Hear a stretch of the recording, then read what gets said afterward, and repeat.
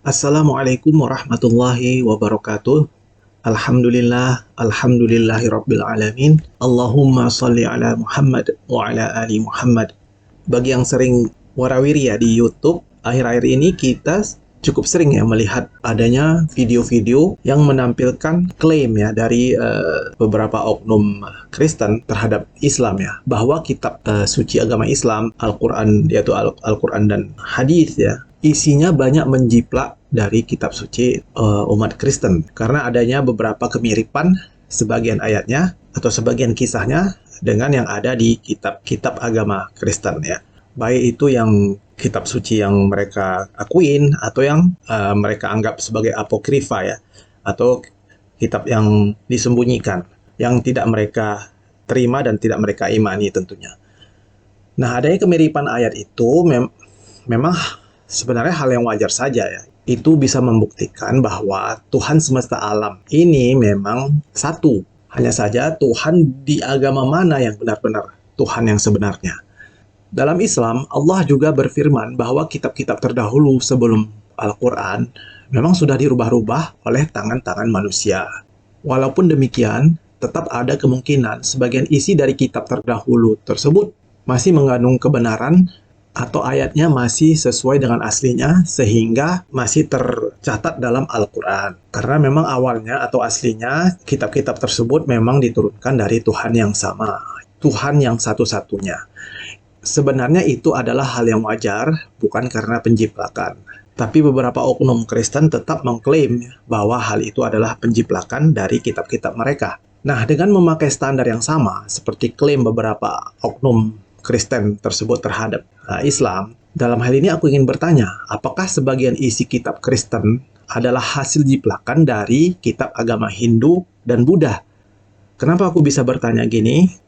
Karena aku sudah membaca salah satu buku ya, yang memang cukup mengagetkan juga gitu ya untuk aku pribadi, yang judulnya adalah Bible Myths and Their Parallels in Other Religions, being a comparison of the Old and New Testament myths and miracles with those of heathen nations of antiquity, considering also their origin and meaning, by T.W. Duani. Maafkan ya kalau ada pengucapan yang mungkin salah atau kurang tepat, karena aku bukan orang Inggris ya, bukan English native speaker, jadi bisa jadi salah ucap atau salah sebut ya.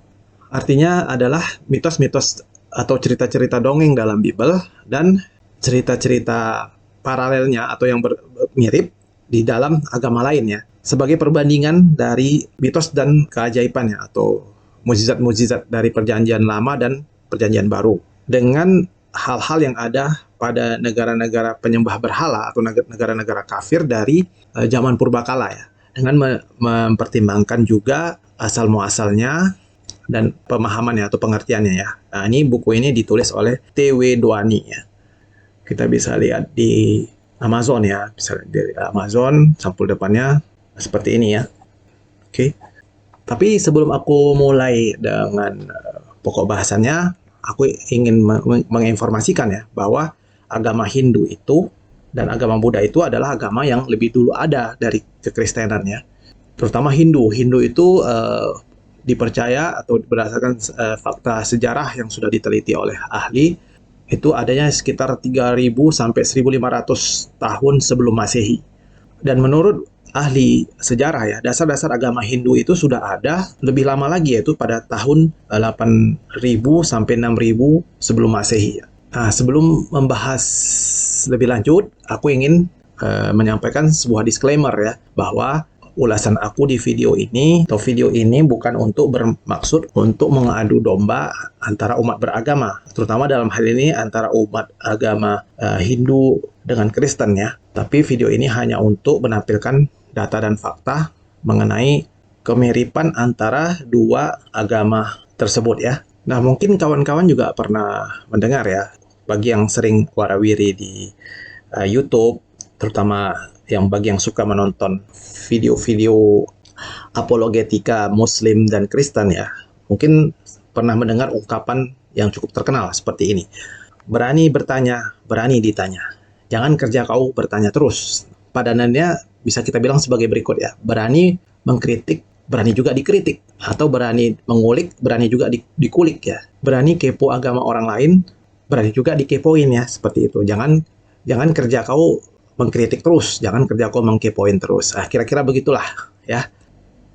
Nah, sekarang aku akan masuk ke salah satu situs ya yang juga membahas mengenai buku Bible Myth and Their Parallel in Other Religions ya.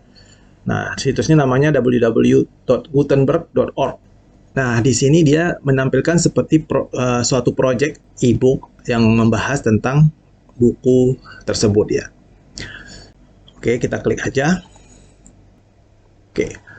Nah, sekarang ini adalah produk yang kita masuk secara online ya gitu ya. Nah, di sini ada daftar isi, bisa dilihat ya. Daftar isi ini membahas tentang apa aja. Misalnya list of book authorities and book quoted from ya.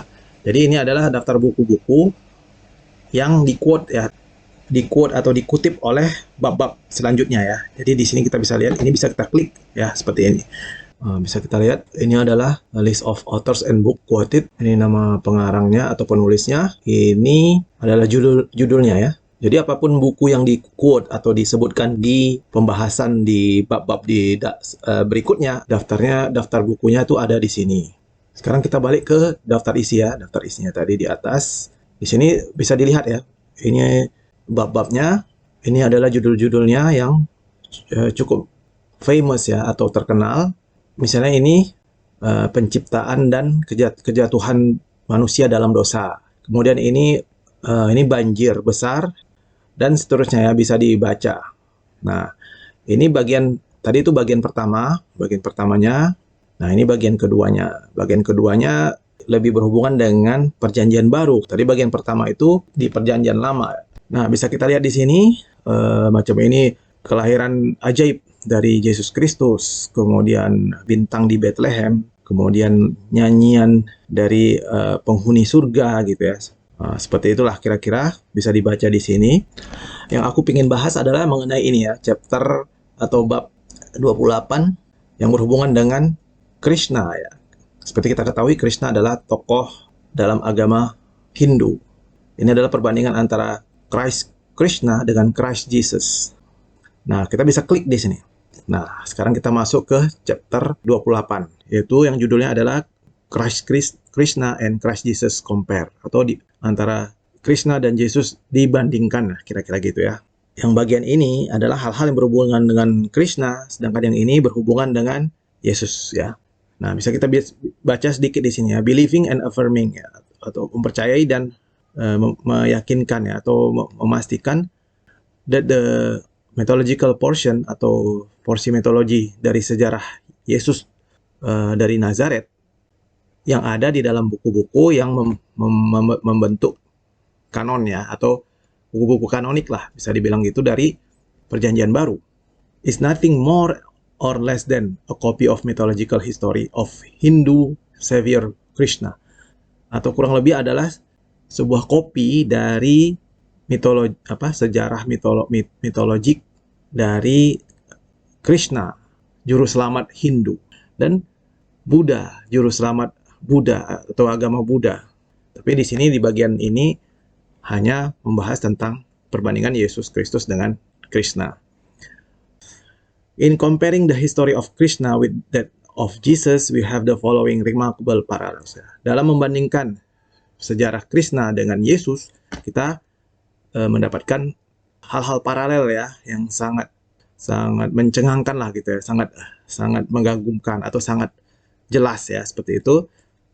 Sebagai berikut ya, ini ya bisa dibilang ini mengenai Krishna bagian ini, sedangkan ini bagian Yesus. Oke, sekarang kita coba masuk ke item-itemnya ya. Jadi aku akan menunjukkan beberapa contoh aja ya, karena ini terlalu banyak, ini nggak bisa kita tunjukkan semua perbandingannya. Kita akan mulai dari bagian Yesus duluan ya. Nah, di sini disebutkan Jesus was born of chaste virgin called Maria, who was selected by the Lord for this purpose on account of her purity.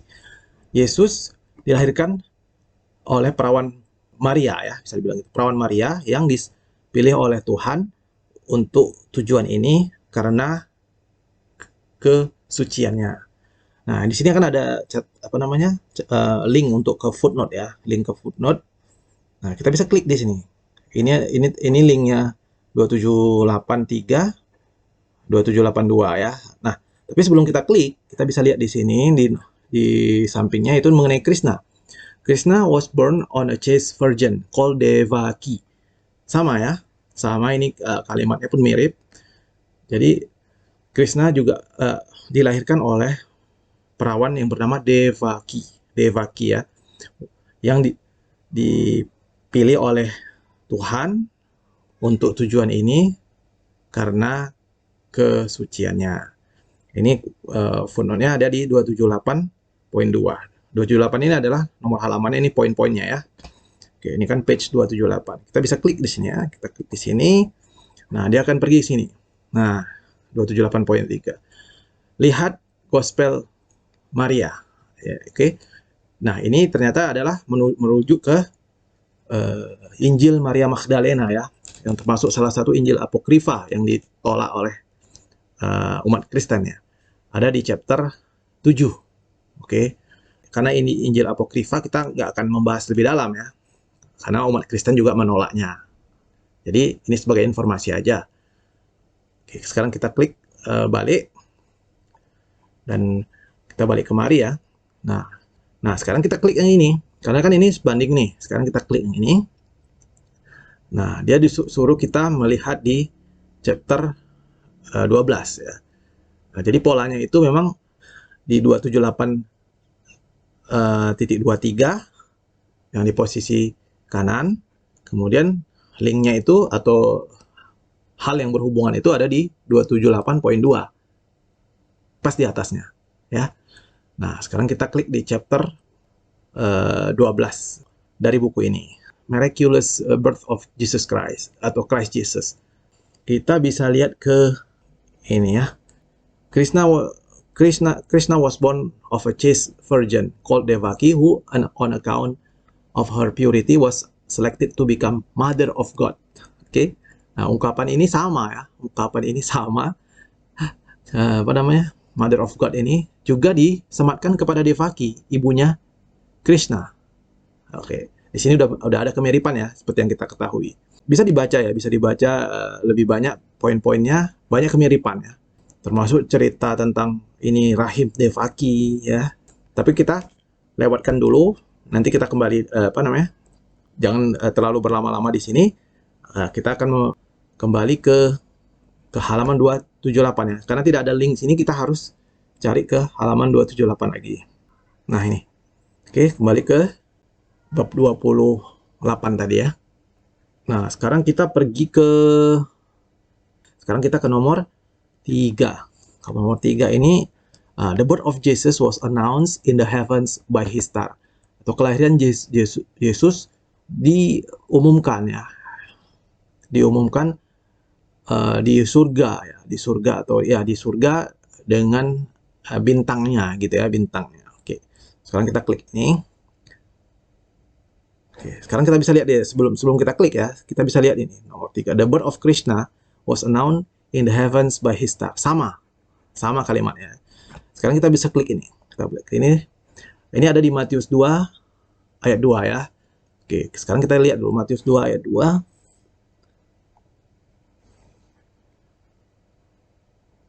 Nah, dan bertanya-tanya, di manakah dia, raja orang Yahudi yang baru dilahirkan itu? Kami telah melihat bintangnya di timur, dan kami datang untuk menyembah dia. Oke, ya, kalimatnya sama ya, kira-kira. Nah, kita kembali ke sini, Matius 2 ayat 2. Ini, padanannya adalah nomor ini ya, 278.26. Nah, pasti di atasnya. Oke, Matius 2 ayat 2, pasti di atasnya. Ini, tapi ini adalah History of Hindustan. Ini adalah kitab sejarah ya, bisa dilihat di volume 2. Ini halaman 317 sama dan 336. Nah, buku ini ada di daftar isi tadi ya, daftar isi buku-buku pengarang dan buku-buku yang paling atas ya. Paling atas tadi di daftar isi, bisa dilihat tadi History of Hindustan, bisa dicek di situ. Tapi karena ini kitab sejarah, aku nggak akan masuk ke sini karena karena ditulis oleh manusia zaman sekarang gitu ya, atau zaman terakhir. Oke. Kemudian kita kembali lagi ke sini ya, ke nomor komparasi tadi ya, komparasi antara Yesus dengan Krishna. Tadi udah kita bahas yang ini, sekarang kita coba lihat yang nomor ini, nomor yang 4. Ketika Yesus dilahirkan, malaikat surga bernyanyi dengan riang gembira. Dan dari awan-awan terdengarlah suara yang menyenangkan ya, pleasing sound. Oke, ini kan pernah juga kita dengar ya cerita ini. Nah, ini ada di mana nih? Sekarang kita klik ini. Dia ada di Lukas 2 ayat 13. Kita lihat di Lukas 2 ayat 13. Oke, dan tiba-tiba tampaklah bersama-sama dengan malaikat itu sejumlah besar bala tentara sorga yang memuji Allah. Nah, seperti itu ya. Nah, sekarang kita kembali ke ini. Kita tadi Lukas 2 ayat 13. Nah, ini. Nah, sekarang kita lihat padanannya di sini. Pada saat waktu pagi kelahiran Krishna, the quarters ya, atau tempat tinggal lah bisa dibilang itu, atau bisa dibilang ini ya tempat tinggal kalau di kamus ya, quarters of horizon atau area ufuk ya, horizon itu ufuk, were irradiate with joy. Ini apa namanya, disinari dengan kegembiraan, seolah-olah cahaya bulan menyebar ya ke seluruh bagian bumi. Roh-roh atau dan bidadari ya, bidadari surga berdansa dan bernyanyi. And the clouds, dan awan-awan mengeluarkan suara yang menyenangkan gitu ya, suara-suara rendah yang menyenangkan, seperti itu. Kita klik di sini ya, ada di sini 2791. Kita klik. Ini ada di kitab Wisnu Purana. Oke.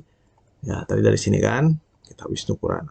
Kitab Wisnu Purana ini adalah kitab yang berhubungan dengan agama Hindu tentu ya, bukan kitab yang barusan ditulis zaman sekarang ya. Ini kitab Purana ini kalau tidak salah ada 18 kitab ya.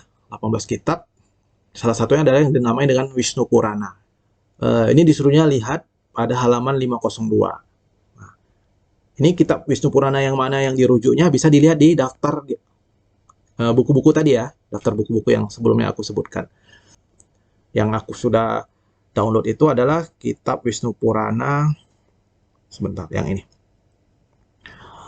Nah, yang ini kitab Wisnu Purana yang tulisan dari Mamat Natdut. Oke. Nah, sekarang kita lihat di daftar isinya. Dia ada di part 5. Ceritanya ada di part 5 dari kitab Wisnu Purana ya. Ini terjemahan Wisnu Purana ya. Oke, di part 5 section 3. Ini cerita Birth of Krishna. Oke, kelahiran Krishna yang disampaikan oleh Vasudeva kepada Mathura. Oke, dan seterusnya. Nah, ini ada cerita Birth of Krishna ya. Kemudian kita pergi ke halaman 325, tapi karena ini scan copy dari PDF ya, kita akan menuju ke halaman 340.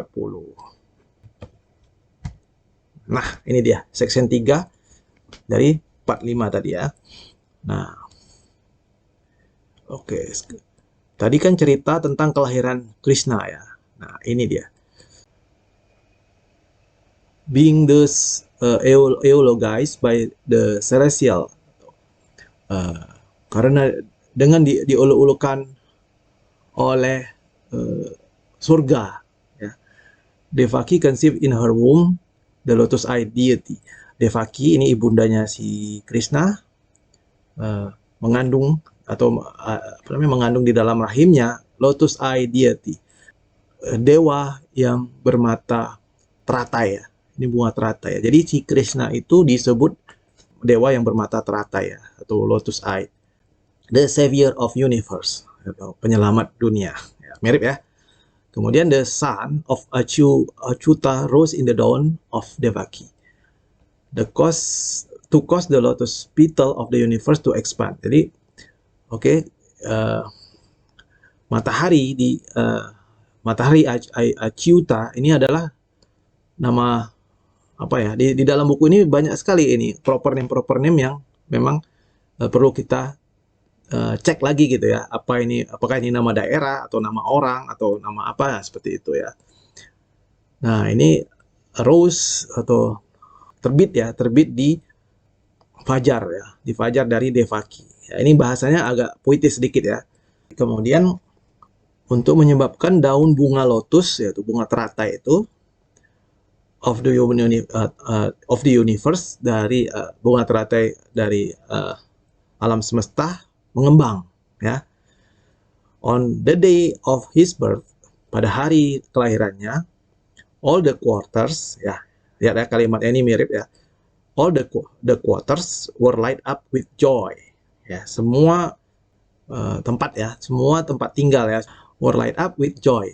Disinari dengan kegembiraan. Dan it gave delight to all people, dan dia juga memberikan kebahagiaan ke seluruh manusia, terus seluruh orang, seperti ya, like unto the rays of the moon, seperti sinar dari bulan, cahaya bulan ya, seperti itulah kira-kira. Ini bahasanya agak-agak bahasa puitis ya, agak bahasa puitis juga ini. Nah, seperti itu ya. Dari satu paragraf ini kita bisa lihat ya, ini ceritanya mirip sekali dengan cerita tentang kelahiran Yesus ya. Oke, sekarang kita balik lagi ke tadi di sini ya, Lukas 2:13. Sekarang kita lompati aja ini ya. Kita lompati aja karena ini banyak berhubungan dengan cerita-cerita yang di kitab sejarah gitu. Jadi tentu akan ditolak oleh umat Kristen ya, karena itu kitab sejarah orang Hindu, bukan kitab yang berhubungan dengan agama ya. Kayak Wisnu Purana itu adalah kitab yang berhubungan dengan agama. Nah, aku pengen bahas ini ya, salah satu contoh lagi nomor 5 ya. Kelahiran Yesus, Raja Israel, was in a cave ya. Dilahirkan di gua. Nah, tentu cerita ini kan kita pernah dengar juga nih bahwa Yesus itu dilahirkan di dalam gua ya. Kalau dari cerita-cerita kisah-kisah ya, mungkin ada difilmkan atau apa gitu ya. Oke. Nah, juga terjadi juga dengan Krishna ya. Krishna juga dilahirkan di gua, cave ya. Nah, sama ini kisahnya. Yesus kan dibilang pada saat kelahirannya itu yaitu sekitar tanggal kalau menurut mereka sih menurut sejarah katanya 25 Desember ya. 25 Desember dan itu kan musim dingin itu. Nah, dan dia kalau kita lihat di Lukas 2 ayat 6, ketika mereka di situ tibalah waktunya bagi Maria untuk bersalin. Dan ia melahirkan seorang anak laki-laki, anaknya yang sulung, lalu dibungkusnya dengan lampin dan dibaringkannya di dalam palungan. Karena tidak ada tempat bagi mereka di rumah penginapan. Jadi tidak ada tempat bagi mereka di rumah penginapan. Nah, cerita yang berkembang dari beberapa pendapat beberapa pakar biblika bahwa kelahiran ini ada di dalam gua, karena nggak mungkin tidak di rumah penginapan, lahirnya itu di alam terbuka gitu. Kan orang Kristen menyangkal gitu ya, yang kalau dalam versi Islam bahwa Yesus Kristus bahwa Nabi Isa alaihissalam lahir di bawah pohon kurma, itu pasti di alam terbuka. Tapi mereka ini dibaringkan di dalam palungan, dan beberapa ahli ya menurut ini adalah di dalam gua. Ya, bisa kita lihat di situ. Nah, in a cave. Kemudian disuruh lihat chapter 16. Nah, the birthplace of Jesus Christ. Jadi bisa kawan-kawan baca nanti ya. Nah, ceritanya adalah nah ini kan. Joseph ini adalah Yusuf tukang kayu ya, yang suaminya Maria pada saat dia hamil ya. Dia kan dinikahi oleh Yosef ya. Ceritanya di Matius 1 itu nggak salah. Joseph then took her down from off the ass, and he found there a cave and put her into it. Nah, jadi bisa dilihat ya. Dia menemukan gua, dan meletakkan dia, itu Maria di sini, ke dalam gua. Oke. Joseph then left Mary in the cave. Oke, kemudian Joseph meninggalkan Mary di gua. Kemudian great light in the cave, juga ada cerita cahaya terang, cahaya yang sangat terang di dalam gua. Kemudian banyak nih. Ini Tertullianus. Ini santo-santo, kalau nggak salah santo-santo mereka ini ya. Ini Jerome and other fathers ya, bapak-bapak gereja lah. Also state that Jesus was born in a cave. Juga mengatakan bahwa Yesus dilahirkan di gua. Oke? Dan Krishna juga dilahirkan di gua gitu. Krishna, the Hindu virgin born savior, atau penyelamat ya, atau juru selamat Hindu yang dilahirkan dari seorang perawan. Krishna ini was born in a cave, ya, fostered by Anna's herdsman. Ini nanti ada cerita mengenai shepherd. Nah, sedangkan di shepherd itu pengembala ya. Kalau dalam Kristen, di sini adalah ya pengembala juga ini, cuman herdman disebut ya. Coba kita klik ya. Ini pergi ke ini judul bukunya ya, Aryan Myth. Tapi aku nggak akan mengecek kemari. Silakan kawan-kawan cek sendiri, lihat di daftar bukunya ya, daftar buku yang di atas tadi, apa detail nama detail dari bukunya ya, atau judul bukunya. Oke. Sekarang kita kembali lagi ke halaman 278 tadi, 278. Oke, tadi nomor 5 ya, nomor 5 yang dibahas tadi ya. Oke, kemudian nah macam ini nomor 6 juga ada ini.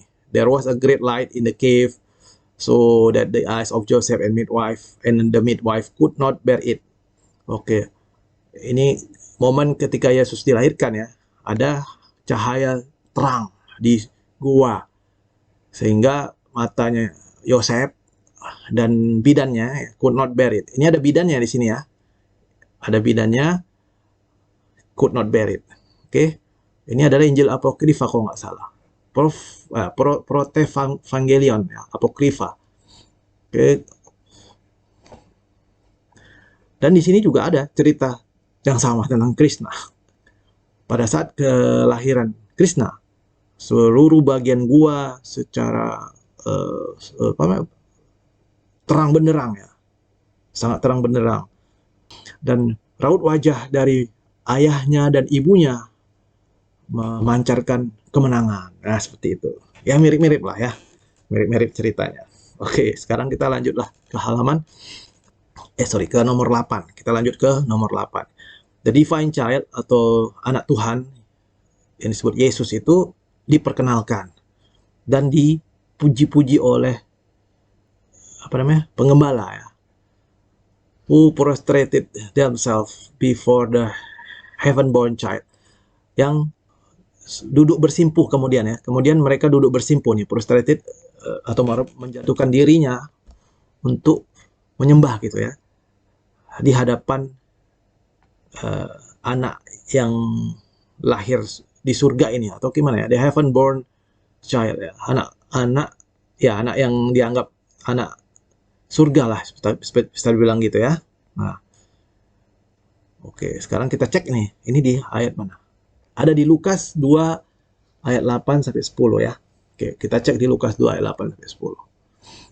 Oke, Lukas 2 ayat 8 sampai 10. Ini dari Lukas 2. Nah, di daerah itu ada gembala-gembala yang tinggal di padang menjaga kawanan ternak mereka pada waktu malam. Nah, kemudian di 29, tiba-tiba berdirilah malaikat Tuhan di dekat mereka, dan kemuliaan Tuhan bersinar meliputi mereka, dan mereka sangat ketakutan. Ayat 10-nya, lalu kata malaikat itu kepada mereka, jangan takut, sebab sesungguhnya aku memberitakan kepadamu kesukaan besar untuk seluruh bangsa.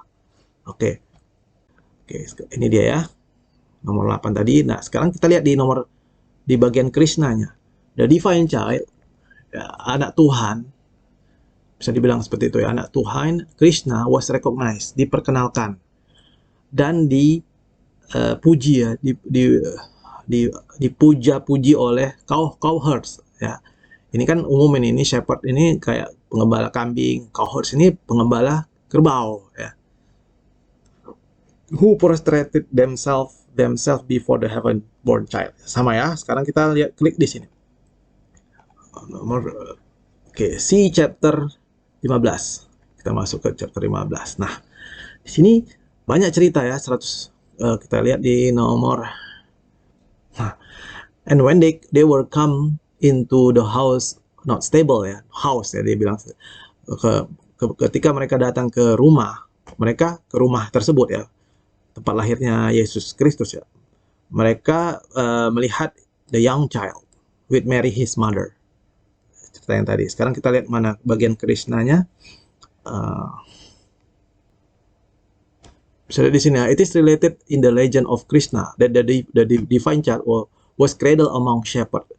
Nah, Krishna ditimang ya, ditimang atau digendong-gendong di antara pengembala-pengembala ya. Oke, kemudian kita lihat, nah ini. Not only was Krishna adored by the shepherd and Magi and received with divine honors. Ya, kemudian but he was also presented with gifts. Dia juga diberikan hadiah gitu ya. Nah, hadiah ini adalah sandalwood atau kayu cendana dan parfum ya. Oke, kita lanjut dulu ya ke poin berikutnya. Kita balik lagi ke halaman 278. 278 tadi kita coba cek di nomor 9 ya. Kita cek nomor 9.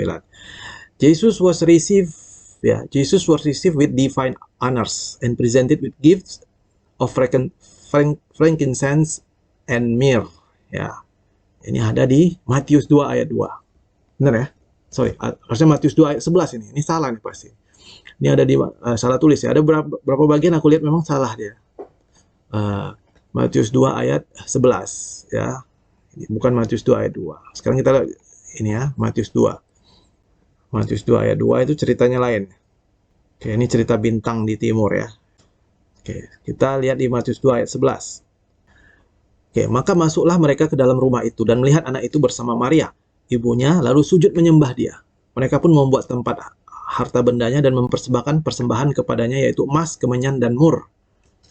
Nah, sekarang kita lihat di sisi Krishna. Krishna was received with divine honors. Okay, and presented with gifts of sandalwood and perfume. Sama ya ceritanya. Oke, kira-kira mirip ya. Itu diberikan kayu cendana dengan parfum. Coba kita lihat. Nah, ini dia suruh si Oriental Religions. Ini bukunya ya. Nanti bisa dilihat di daftar buku-buku dan bisa dicari ya. E-booknya bisa di-download. Kemudian kita lihat lagi yang nomor 11 ya. Nomor 10 pun mirip ini. Nomor 10 pun mirip ya. Bisa dilihat ya. Nomor 10 mirip. Kita loncat aja ke nomor 11 ya. Oke. Jesus was born at the time when Joseph, his foster father, was away from home, having come to the city to pay his tax or tribute to the governor. Ya. Yesus dilahirkan pada saat Yosef, bapak angkatnya, sedang tidak berada di rumah. Dia harus datang ke kota untuk membayar pajak atau upeti kepada penguasa atau gubernur di situ. Sekarang kita lihat di Lukas 2 ayat 1 sampai 17. Oh, ini panjang ya berarti ya. Oke, silakan dibaca aja sendiri mengenai Yosef yang sedang tidak berada di rumah. Oke, sekarang kita lihat di sisi Krishnanya ya. Krishna dilahirkan pada saat Nanda. Nanda ini nama bapak angkatnya dari Krishna. Was away from home. Sedang tidak berada di rumah atau jauh dari rumah karena harus datang ke kota untuk membayar pajak atau upeti tahunan kepada raja. Nah, kita cek nih. Ini kitab mana nih? Nah, Wisnu Purana. Oke. Nah, kalau di Wisnu Purana kita bisa cek ya. Di Wisnu Purana ya. Oke, kita buka lagi kitab Wisnu Purana. Tadi bab 3. Oke. Nah, ini. On the bank he saw Nanda and others who had come there to bring tribute to Kansa. Oke. Ini cerita si Nanda. Nanda ini adalah bapak angkatnya dari Krishna. Harus datang ke sana untuk membayar atau membawa upeti kepada Kansa. Kansa ini sepertinya nama si penguasa ya. Nah, seperti itu. Mirip kan ceritanya kan? Nah, ini juga kawan-kawan bisa lihat ini ya, di paragraf ini dari Wisnu Purana, itu ceritanya mirip dengan yang ada di poin-poin yang aku sebut sebelumnya ya. Bisa dilihat. Kayak the ocean made music with their murmurings and Gandharbas begin to sing ya. Pada saat peristiwa kelahiran Yesus ya. Oke, bisa dilihat sendiri lah ya. Kalau ini ya, tadi aku lompatin dia. Bisa dilihat tadi. Oke, sekarang kita balik ke ini. Kemudian kita lompat lagi ke nomor 13. Jesus Father was born in a dream ya. Ini sudah Yesus lahir ya. Jesus Father was born in a dream to take the young child and his mother and flee into Egypt as the reigning monarch sought his life. Yesus Father dalam ini si Joseph ya. Joseph tukang kayu, the carpenter ya. Was born in a dream. Diperingatkan dalam sebuah mimpi untuk untuk mengambil anak tersebut, si Yesus ya dalam hal ini, dan ibunya Maria, and lari ke Mesir, pergi ke Mesir, karena pemerintah yang sedang berkuasa saat itu mencari dia untuk dibunuh, sought his life ya, mencari dia untuk dibunuh, karena pada saat itu memang ada peristiwa ingin membunuh anak kecil ya, nggak salah ya. Sekarang kita klik ini ada di Matius 2 ayat 13. Oke, kita lihat di Matius 2 ayat 13. Matius 2 ayat 13. Oke. Setelah ayatnya, setelah orang-orang Majus itu berangkat, nampaklah malaikat Tuhan kepada Yusuf dalam mimpi dan berkata, bangunlah, ambillah anak itu serta ibunya, larilah ke Mesir dan tinggallah di sana sampai aku berfirman kepadamu. Karena Herodes akan mencari anak itu untuk membunuh dia. Oke. Sama ya ceritanya. Ini Matius 2 ayat 13. Jadi ini ceritanya mirip dengan Krishna. Krishna fathers was warned by a heavenly voice. Bapaknya Krishna diperingatkan oleh suara datang yang dari suara dari surga ya. To fly with the child to Gakul, untuk melarikan diri dengan anak tersebut ke Gakul, nama daerahnya ya. Kalau di sini Mesir, ini Gakul. Across the river Jumna, menyeberangi sungai Jumna, karena pemerintah yang berkuasa sedang mencari dia untuk dibunuh. Oke, kita cek ya di 283 tadi ya, ceritanya 283. Nah, ini di chapter 18. Kita cek chapter 18. Nah, the slaughter of innocent. Oke, kan ini ada cerita soal pembunuhan anak-anak kecil ya pada saat kelahiran si Yesus ya. Yesus seperti yang diceritakan oleh kitab Matius 2 ayat 13 tadi ya. Oke, sekarang kita bisa lihat di sini ceritanya. Ini. A heavenly voice whispered to the foster father of Krishna and told him to fly with the child across the river Jumna. Oke. Nah, ini juga ada cerita ya. Those owing to the fact that the reigning monarch King Kansa sought the life of the infant savior. Nah, oke, sangat mirip ini. And to accomplish his purpose, he sent messenger to kill all the infant. Nah, dia kemudian mengirimkan utusan ya untuk membunuh semua anak atau anak bayi di tempat-tempat sekitarannya ya gitu ya, sekitar lahirnya si Krishna di sini. Oke. Ini ada di kitab. Nah, ini dia nggak ada sebutkan kitab mana ya. Tapi ceritanya mirip ini. Ceritanya sangat mirip ya. Ini mana? Ini Life and Religion of the Hindus. Ini mungkin kitab sejarah ya, kitab sejarah yang ditulis. Tapi bisa dibaca. Mungkin di dalam ini ada juga cerita yang merujuk ke kitab agama ya, kitab agamanya orang Hindu ya. Oke, bisa dilihat di sini. Dan cerita-ceritanya di sini sangat mirip ya, sangat mirip. Oke. Oke, sekarang kita lanjut lagi ya, lanjut lagi supaya nggak terlalu lama. Kita lanjut balik ke halaman 278. Kita masuk ke nomor 14. Nah, ini sama ya.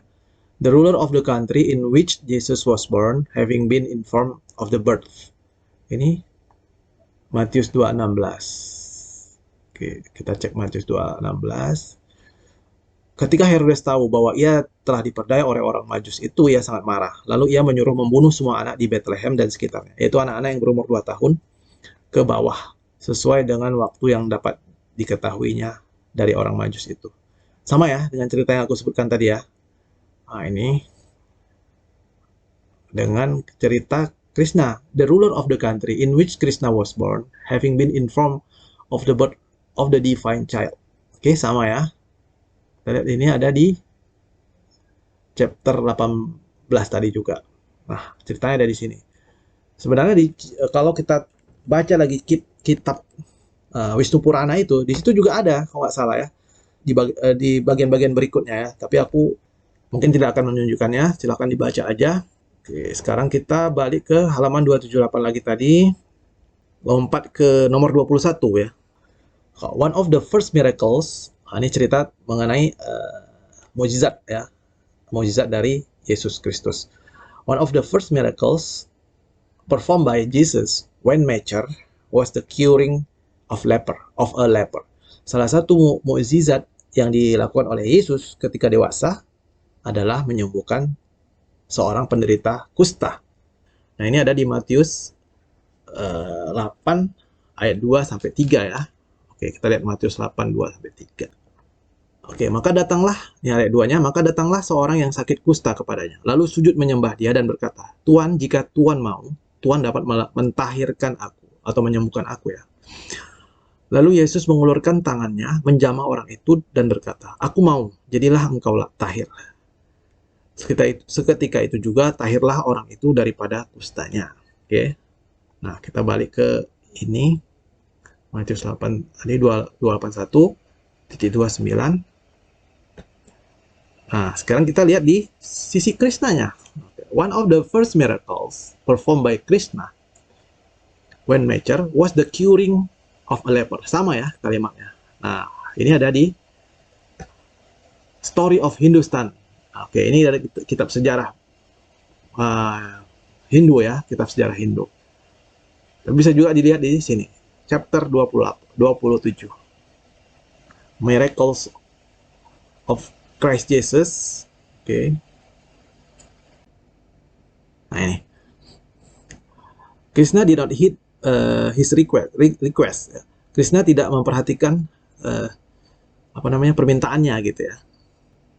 Ini cerita ada permintaan seseorang gitu ya, yang ada penyakit boils and leprosy. Ini berhubungan dengan lepra juga ya.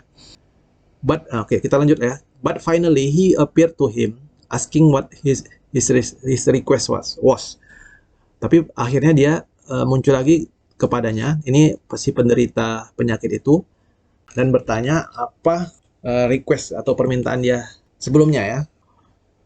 He replied, kemudian dia menjawab, to be freed from my distemper.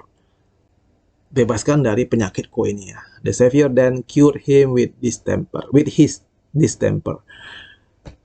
Kemudian si sang juru selamat atau Krishna di sini menyembuhkan dia dari penyakitnya atau distempernya ya.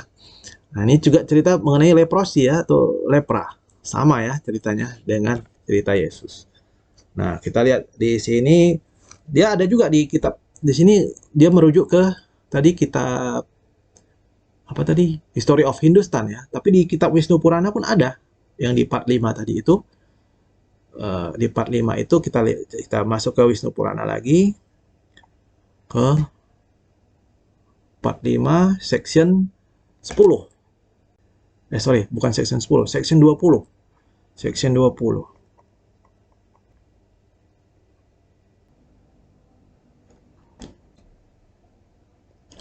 Bisa bisa kawan-kawan baca sendiri ya di sini ya. Di sini ada kata keterangan. Aku nggak akan baca semua poinnya.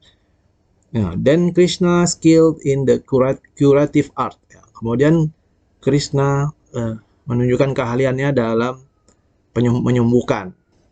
Took hold of her under the chin ya, atau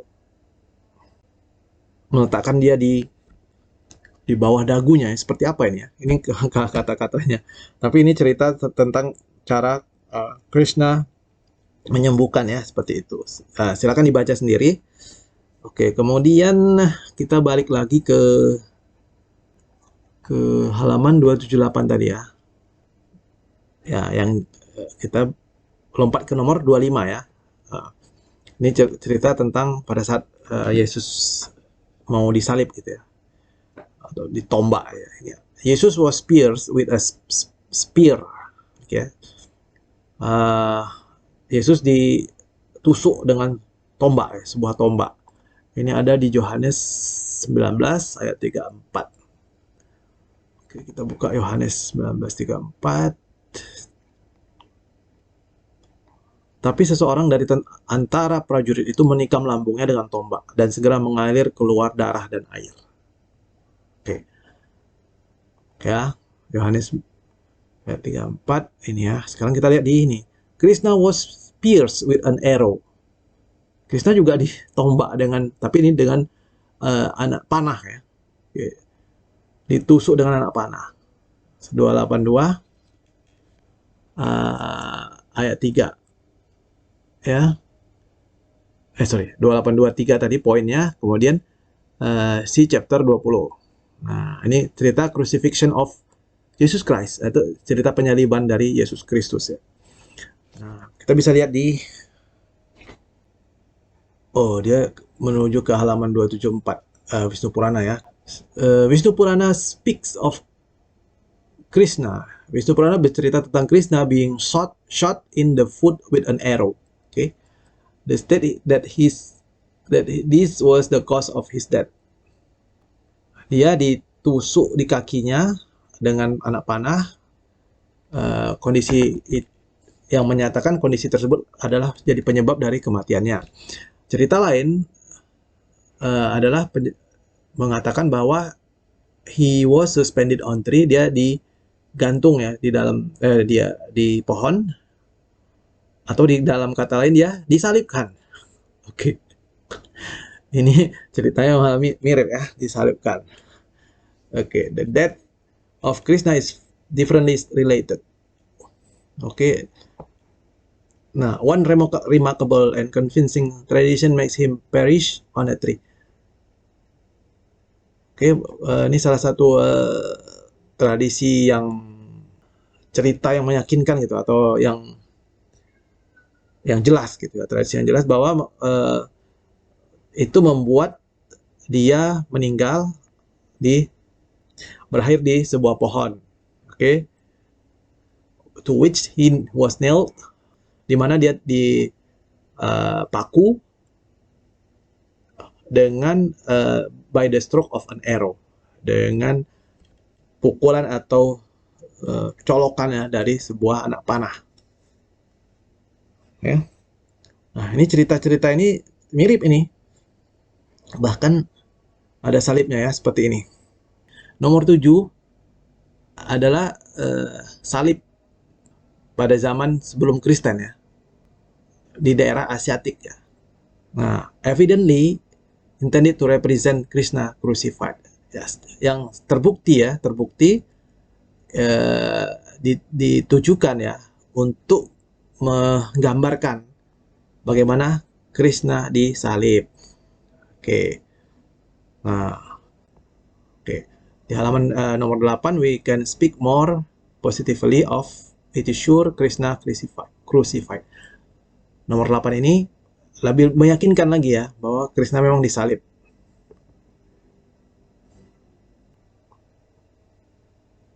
Oke, sedangkan ya kita tahu lah gimana Yesus disalib ya. Yesus juga disalib gitu. Jadi memang ceritanya mirip gitu.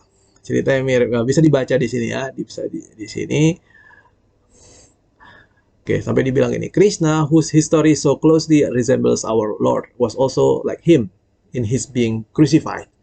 Jadi, Krishna yang sejarahnya sangat dekat atau sangat mirip dengan Tuhan kita dalam ini ya tentu Yesus Kristus ya.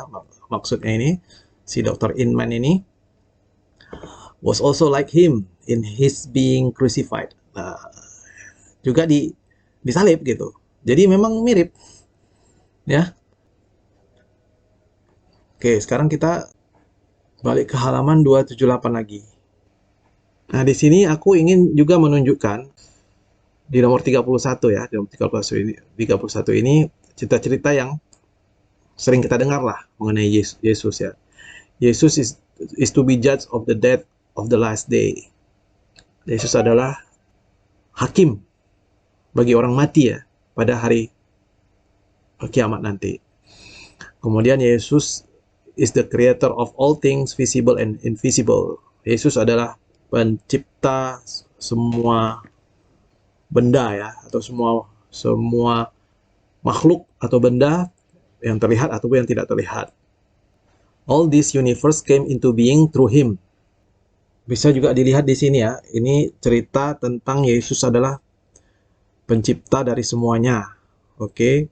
Kan kita sering dengar itu ada di Yohanes 1 ayat 3 ya. Kemudian 1 Korintus 8 ayat 6. Ini Efesus 3 ayat 9 ya. Coba dilihat. Aku cek ini salah satu aja ya. Aku cek salah satu aja Yohanes 1 3 ayat 1. Kadang-kadang memang dia ada salah-salah juga nih, salah referensi ya. Menunjuk ayat kurang tepat ya, kurang tepat. Tapi cuma sedikit macam tadi ya, kita sudah ketemu. Yohanes 1 ayat 3. Segala sesuatu dijadikan oleh dia dan tanpa dia tidak ada sesuatu yang telah jadi dari segala yang telah dijadikan. Kita sering dengar lah itu. Nah, sekarang di sisi Krishna juga ada. Krishna is the creator of all things visible and invisible. All this universe came into being through him, the external maker. Oke, Krishna juga pencipta ya, semuanya. Semua isi alam ini menjadi ada melalui dia, pencipta yang kekal. Ya, seperti itu. Ini ada di mana? Ada di sini. Christ Jesus as creator and alpha and omega. Oke. Sekarang kita balik dulu ya ke 278 tadi karena ada tambahannya ya. Di ayat berikutnya ya, atau di nomor berikutnya. Jesus is alpha and omega, the beginning, the middle, and the end of all things. Yesus adalah alpha dan omega. Oke. Sudah tahulah kita ya. Yang awal, yang pertengahan, dan yang akhir. Ya kira-kira gitu. Itu yang sering mereka sebut-sebut lah ya, cerita soal itu. Oke, ini ada di Wahyu 1 sampai 8. Wahyu 1:8 ya. Wahyu 1:8 ini sering kita dengar. Aku adalah Alfa dan Omega. Firman Tuhan Allah yang ada dan yang sudah ada dan yang akan datang, yang Maha Kuasa. Oke. Nah, Krishna juga ngomong begitu dia. Krishna is Alpha and Omega, the beginning, the middle, and the end of all things. Ini ada di mana? Ada di Bhagavad Gita. Oke, silakan download ya kitab Bhagavad Gita ini. Coba cek dulu apa judul kitabnya yang lengkap di bagian tentang buku-buku ya, buku-buku yang dirujuk dari pembahasan-pembahasan yang di bawah ya, di bawah, kemudian merujuk ke daftar buku yang ada. Tapi, nah kita bisa cek juga ini, 2 atau 3 ya, 3 poin ini yang juga ada pada sisi Krishna ya, ada di kitab tadi di Bhagavad Gita ya, Bhagavad Gita. Sekarang kita coba cek ya di kitab Bhagavad Gita. Nah ini ada daftar isinya. Sekarang kita cek the universal form atau penciptaan alam semesta.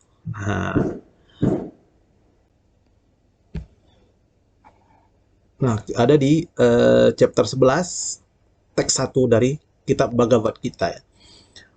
Nah, ini bahasa Sanskerta ya, nggak salah bahasa Sanskrit kan.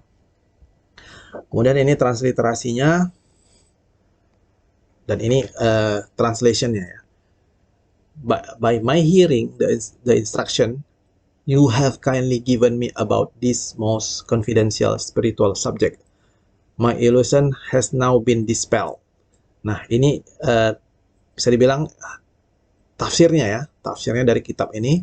This chapter reveals Krishna as the cause of all causes. Oke, mirip ya. Bab ini menjelaskan bahwa Krishna adalah penyebab dari semua penyebab. Oke. He is even the cause of the Mahavishnu. Dia bahkan penyebab adanya Mahavishnu. From whom the material universe emanate.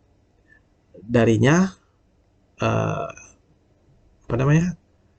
materi dari alam semesta ini berasal. Krishna is not an incarnation. Krishna bukanlah seorang inkarnasi ya dari apapun. He is the source of all incarnation. Dia justru malah adalah sumber dari semua inkarnasi. Okay? That has been completely explained in the last chapter. Dan itu sudah dijelaskan dalam chapter sebelumnya ya, chapter sebelumnya. Atau chapter sebelumnya, mungkin di sini ya, bisa dilihat. Jadi di sini dia jelaskan, ceritanya itu mirip ya. Krishna itu adalah yang awal dari semua-semuanya. Di teks nomor 2-nya ya, dari kitab Bhagavad Gita ini tulisan Sanskritnya ya. Kemudian ini artinya ya. Lotus Eyed One. Lotus Eyed ini adalah nama julukan untuk Krishna. Oh Lotus Eyed One, I have heard from you in detail about the appearance and the disappearance of every living entity and have realized your inexhaustible glories. Okay. Nah, Arjuna address Lord Krishna as Lotus Eyed. Oke, ini Arjuna menyapa Lord Krishna itu sebagai Lotus Eyed. Nah, aku adalah sumber dari yang ada dan yang tidak ada gitu ya, of this entire material manifestation, dari semua manifestasi material yang ada gitu ya. Ini keren nih bahasanya mengandung kayak kalimat-kalimat puitis gitu, memang agak susah ditranslatekan. Nah, tapi kira-kira sama ya, isinya sama ya dengan yang awal dan yang akhir, begitulah kira-kira. Nah, juga informasi tambahan mengenai kitab Wisnu Purana. Wisnu Purana itu ditulis 500 tahun sebelum Masehi. Jadi dia duluan dari kitab Bible. Bhagavad Gita ini dari informasi yang ada ditulis seumuran gitu ya. Nah, tapi jangan pula dibilang berdasarkan kisah-kisah yang aku sebutkan tadi, jangan dibilang bahwa kitab Hindu ini bercerita tentang nubuatan Yesus Kristus ya. Jangan juga seperti itu. Jangan ada klaim seperti itu, karena itu akan ya agak menggelikan ya, karena ini kan cerita tentang dua person proper name yang berbeda gitu ya. Jadi sesudah aku paparkan beberapa kemiripan ya, kita kembali ke pertanyaan besarnya ya.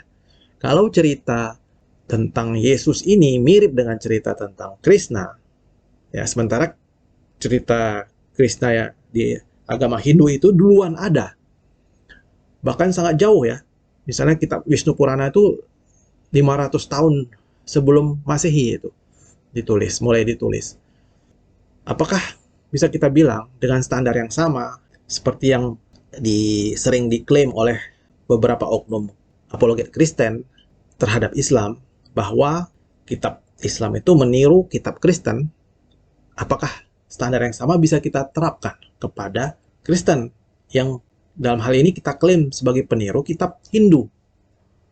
Ya, sekali lagi aku bilang, pertanyaan besarnya ya, apakah bisa kita klaim bahwa sebagian isi kitab Kristen adalah ciplakan ya, dari kitab Hindu? Nah, itu pertanyaan besarnya. Silakan mikir kepada apologet-apologet Kristen tersebut Dan silakan jawab sendiri ya. Gunakan standar yang sama. Oke? Demikian videoku kali ini. Mohon maaf kalau agak kepanjangan ya, karena bahannya memang cukup banyak gitu ya untuk kita komparasikan. Dan mohon maaf kalau penyajian aku kurang bagus gitu ya. Semoga bermanfaat ya teman-teman. Silahkan baca sendiri di buku ini. Silahkan download juga sendiri e-booknya. Wallahu a'lam bishawab. Assalamualaikum warahmatullahi wabarakatuh.